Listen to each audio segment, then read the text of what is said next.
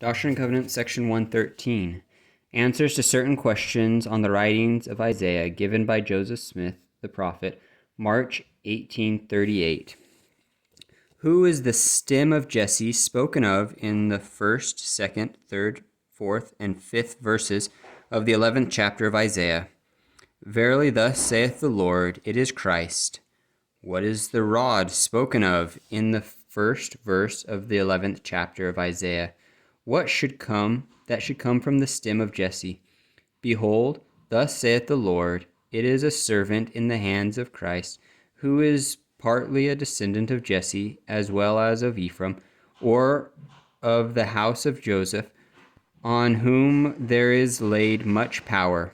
What is the rod of Jesse spoken of in the 10th verse of the 11th chapter? Behold, thus saith the Lord, it is a descendant of Jesse, as well as of Joseph, unto whom rightly belongs the priesthood, and the keys of the kingdom for an ensign, and for the gathering of my people in the last days. Questions by Elias Higby. What is meant by the command in Isaiah 52nd chapter, 1st verse, which saith, Put on thy strength, O Zion, and what people had Isaiah reference to?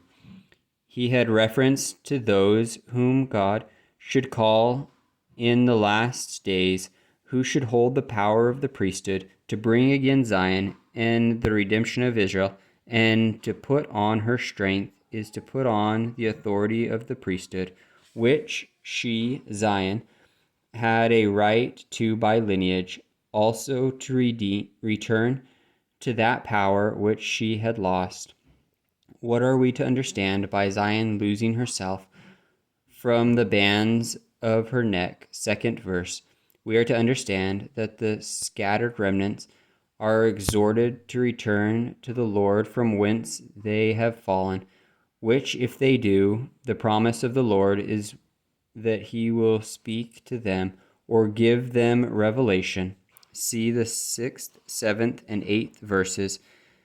The bands of her neck are the curses of God upon her, or the remnants of Israel in their scattered condition among the Gentiles.